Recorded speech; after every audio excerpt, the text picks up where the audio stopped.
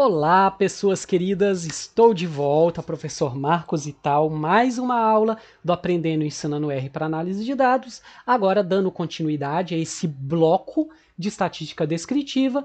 Estou falando agora, vamos falar agora das medidas de posição, passando muito rapidamente porque eu sempre uso esse slide, o conteúdo aqui é aberto, licença aberta, não se esqueça, compartilhem, usam, modifiquem.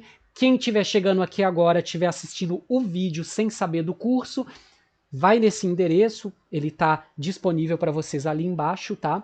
Na descrição do vídeo, e vamos seguir adiante. Nós tivemos duas aulas.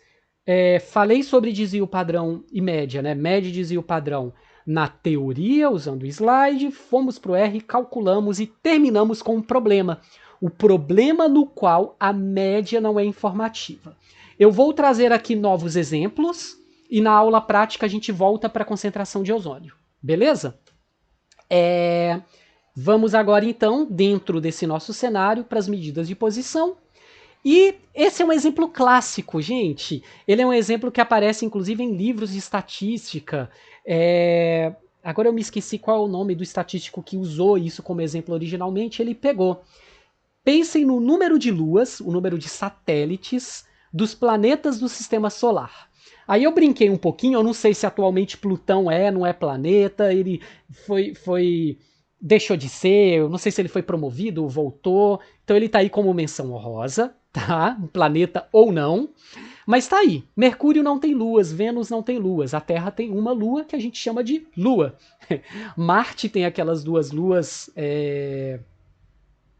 Phobos e Deimos, se eu não me engano, né, com nomes da mitologia. Júpiter tem 79, ninguém sabe o nome, pelo amor de Deus. Saturno 82, Urano 27, Netuno 14 e Plutão, sendo planeta ou não, tem 5 luas.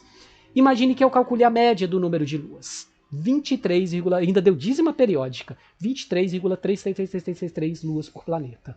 Vocês concordam que esse número não conta nada direito? Você tem planetas que não tem lua nenhuma, você tem planetas com 82 luas. Falar que a média é 23 não conta muita coisa, e não é pela questão da variação.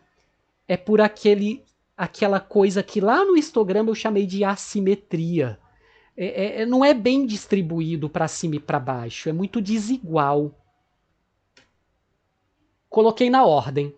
Ó, volta para cá. Mercúrio e Vênus tem 0, 0, 0. Terra tem 1. 1. Marte tem 2. 2. Não, mas aí, peraí, qual que é o próximo na ordem? É lá do final. Plutão tem 5, depois Netuno tem 14.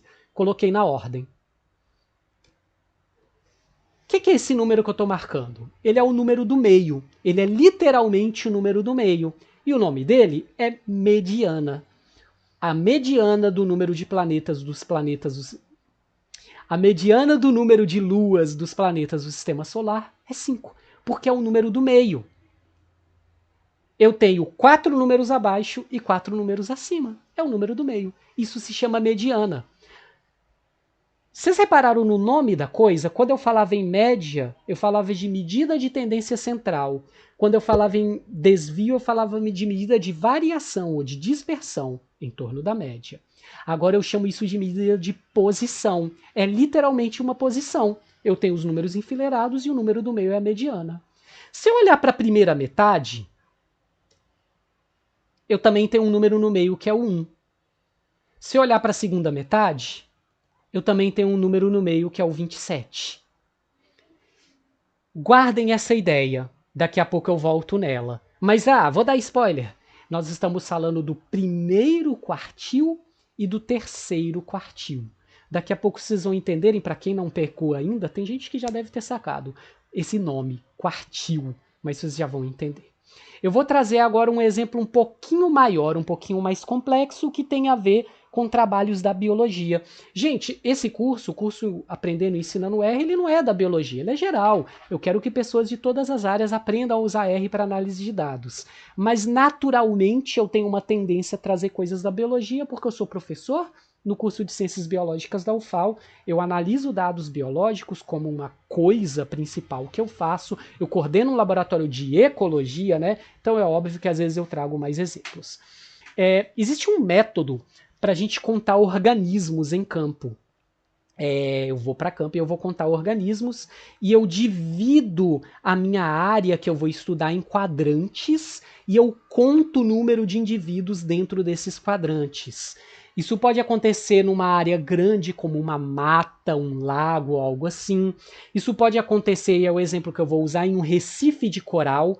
Inclusive, quem trabalha nesses ambientes recifais tem um mecanismo que é muito bem bolado, que é um quadrado de PVC com uma haste onde você coloca uma câmera fotográfica. O quadrado tem uma medida conhecida, normalmente é 1 metro por 1 metro. Você coloca ele no recife, a câmera está posicionada, tira a foto, você leva aquela imagem para laboratório, modo de dizer, na biologia, alguns laboratórios parecem lan house, é só um monte de computador.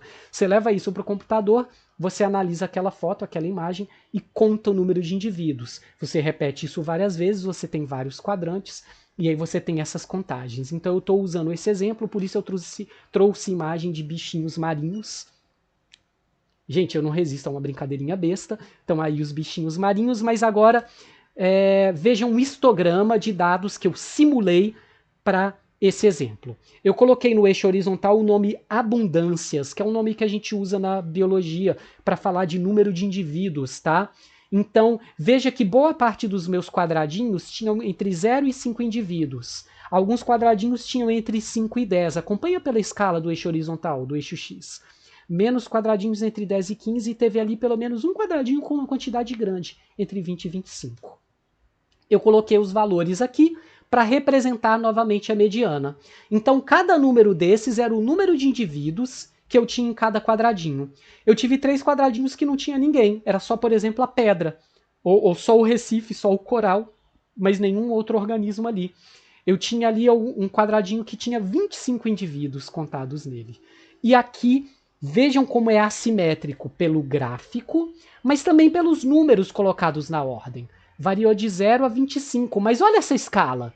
0, 0, 0, 1, 1, 2, 2, 2, 3, 4. Tá vendo como a progressão ela é estranha? E o número do meio tá aqui, é o 3. A mediana é o número do meio. Falar da mediana tem umas formas de expressar que ajuda a entender. Metade dos meus quadrantes de Recife de Coral tinha 3 indivíduos ou menos. Metade dos meus quadrantes de Recife de Coral tinha 3 indivíduos ou mais. Porque a mediana, ela corta ao meio os dados. 50% está abaixo, 50% está acima. Tá? De onde vem a ideia dos quartis e o nome quartil? Eu agora olho para a metade de baixo. Ou, não, metade de cima, desculpa, gente. Na metade de cima o número é 8. Gente, eu tenho os meus dados enfileirados. Imaginem que eles fossem uma barra. Eu desenhei no meio um corte que partiu ao meio. É a mediana. Agora eu peguei a metade de cima e desenhei um corte. Peguei a metade de baixo e desenhei um corte. Eu fiz 3 cortes, mas eu tenho quantas partes, gente? 4. De novo, olha, imagina isso como uma barra. Cortei no 1, cortei no 3, cortei no 8. Eu tenho 1, 2, 3, 4 partes. Quartis. Primeiro quartil é como se fosse a mediana da metade de baixo. Terceiro quartil é a mediana da metade de cima. O primeiro quartil, abaixo dele está 1/4 dos dados. Por isso ele é o primeiro quartil. Terceiro quartil, abaixo dele está 3/4 dos dados. Por isso ele é terceiro quartil. Olha que coisa legal. Quando os dados são assimétricos, olha o que acontece. A mediana para o primeiro quartil, a diferença é 2. A mediana para o terceiro quartil, a diferença é 5. Porque de 3 para 8 a diferença é 5. De 3 para 1 a diferença é 2. Olha como é diferente. Quando eu falo média e desvio padrão, eu falo a média é tanto e o desvio padrão é tanto. Porque é mais ou menos o desvio padrão. Quando eu falo mediana e quartis, eu falo a mediana e eu tenho que falar 2 números, porque eles podem ter diferentes distâncias para a mediana, e isso em si representa essa assimetria dos dados. Da mediana para o primeiro quartil, a diferença foi menor do que da mediana para o terceiro. Significa que os nossos dados eles estão se concentrando nos valores baixos e depois se espalhando nos valores altos. Olha que interessante. Tem mais. Primeiro eu vou falar do gráfico. Lembra que eu falei que eu fiz aquele gráfico chamado box plot? Tinha umas caixinhas e a gente via a temperatura de cada mês? Agora imagina uma daquelas caixas e eu coloco na horizontal. Sempre que eu olhar para um box plot, a faixa central é a mediana, a base da caixa é o primeiro quartil e o topo da caixa é o terceiro quartil. De novo, o corte central, que no R é sempre mais escuro, é a mediana, a base da caixa é o primeiro quartil, o topo da caixa é o terceiro quartil. Tá? Tudo bem? Né? Voltando aqui para essa imagem que eu acho bem importante. Só que agora eu quero que vocês façam outro raciocínio. Eu falei que o primeiro quartil, abaixo dele está 1/4 dos dados. 1/4 é o mesmo que 25%. O terceiro quartil, abaixo dele está 3/4 dos dados. Abaixo dele está os 75% dos dados. 3/4 é 75%. A mediana, ela poderia ser chamada de segundo quartil, né? Porque vocês podem olhar isso e pensar, ei, Marcos, tem primeiro quartil e tem terceiro. Olha, não tem quarto quartil, porque para dividir em quarto eu só preciso de 3 cortes. Cadê o segundo quartil? Ele sempre esteve aí. Ele se chama mediana. Eu posso chamar de segundo quartil, mas ninguém faz isso. A gente chama ele de mediana. Mas percebam que a mediana corta os dados ao meio. Abaixo dele está 50%, acima está 50%. Então quer dizer que eu posso fazer uma medida de posição, por exemplo, que abaixo dela está 10% dos dados e acima 90%? Eu posso lá na outra ponta fazer uma que abaixo dela está 90% dos dados e acima está 10%? Posso. Isso se chama percentil. A mediana corta os dados ao meio, 50%. Os quartis dividem essas em 4 partes de 25. Então eu posso chamar os percentis. O primeiro quartil é o percentil 25. Terceiro quartil é o percentil 75. A mediana é o segundo quartil e é o percentil 50. Eu posso trabalhar com percentis. Qual é a regra? Não há regras. Dificilmente eu falo de mediana sem falar de quartis. É meio que o mínimo. Mas com muita frequência eu falo de mediana, primeiro quartil, terceiro quartil, e uso algum ou alguns percentis extremos. Às vezes o 10 e o 90, às vezes o 5 e o 95, às vezes o 1 e o 99. Qual eu vou usar ou quais eu vou usar? Eu que decido. Depende do contexto. Quanto mais os dados forem fragmentados e assimétricos, mais pode ser interessante eu usar. Sabe um exemplo do dia a dia onde as pessoas usam percentil e vocês já devem ter ouvido falar? Distribuições de salários num país que é bem desigual como o Brasil. Se eu falo de salário médio, eu não falo nada de útil. Salário médio não quer dizer porcaria nenhuma. Se eu falo de mediana salarial, eu estou dizendo que 50% da população recebe aquele valor ou menos. Aí, quando eu olho para a mediana e o primeiro quartil, eles são muito próximos. Quando eu olho para a mediana e o terceiro, e depois eu olho para percentis superiores, a coisa começa a ficar doida. Eu vou entender a magnitude da desigualdade social baseada em salário no Brasil quando eu olhar para o percentil 1, o primeiro quartil que é o 25, a mediana, o terceiro quartil que é o 75, e aí quando eu pegar os percentis 90, 95 e 99, por exemplo, aí eu vou entender como existe uma discrepância, como a coisa é mega concentrada e assimétrica, porque da mediana para baixo vai ser tudo muito parecido, da mediana para cima eu vou ter uns saltos absurdos e nos últimos percentis eu vou ter saltos astronômicos que fazem com que a média aritmética não me diga nada, mas as medidas de posição me dizem muito, e quais medidas de posição eu vou usar eu vou decidir a depender do contexto. E no final eu posso representar tudo no boxplot.